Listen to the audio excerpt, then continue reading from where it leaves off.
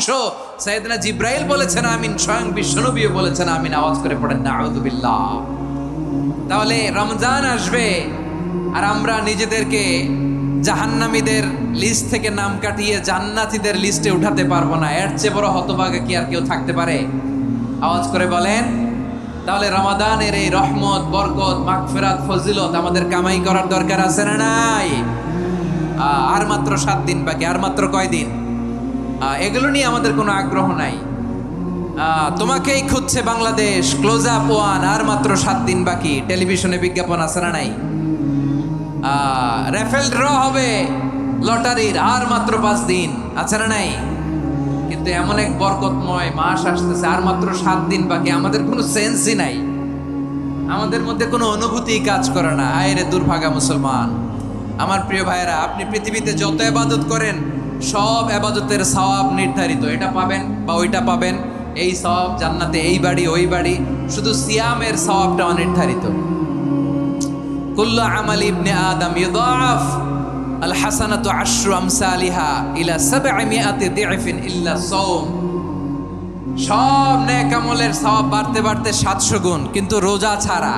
রোজার সওয়াব কি হবে?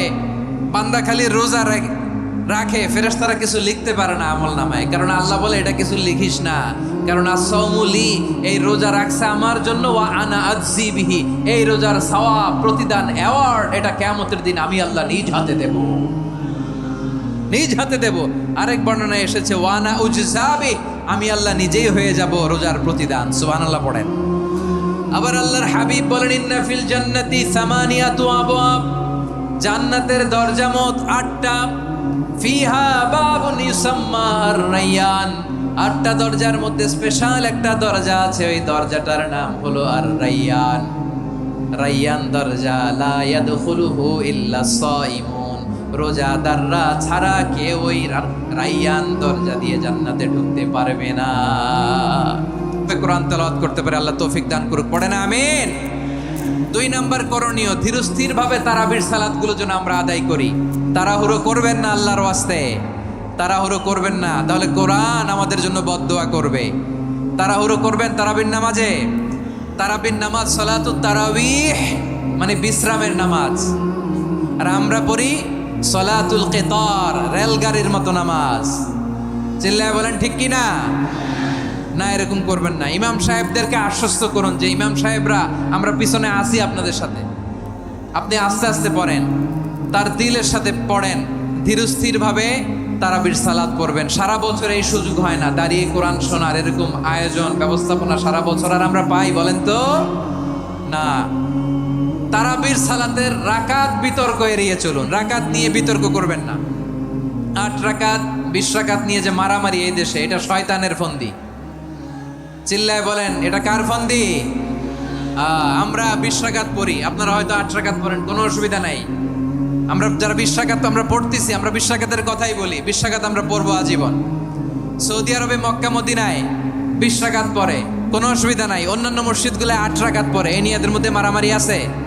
হ্যাঁ, আর এই জন্য রাকাত বিতর্ক এড়িয়ে চলবেন। প্রিয় ভাইয়েরা, আপনার আমল আল্লাহর কাছে কবুল হবে সংখ্যার বিচারে না উত্তমতার বিচারে? বলেন তো, সংখ্যার বিচারে না উত্তমতার বিচারে?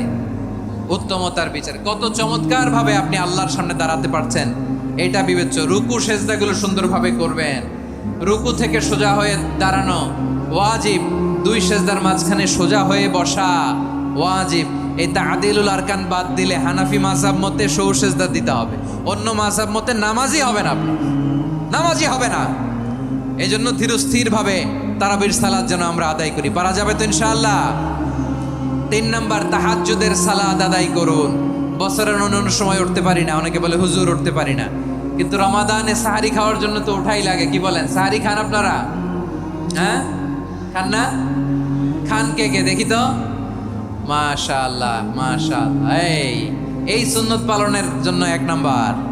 মাশাআল্লাহ, ঠিক আছে, পালন করবেন। আল্লাহর হাবিব বলেন তাসাহহারু ফা ইন্না ফিস সাহুরি বারাকা, তোমরা সাহারি খেও, কেননা সাহারির ভেতরে বরকত ঢুকায় দিয়েছে কে? একটা খেজুর, 1 গ্লাস পানি খেলেও সারা দিন আপনাকে তরতাজা রাখে কে?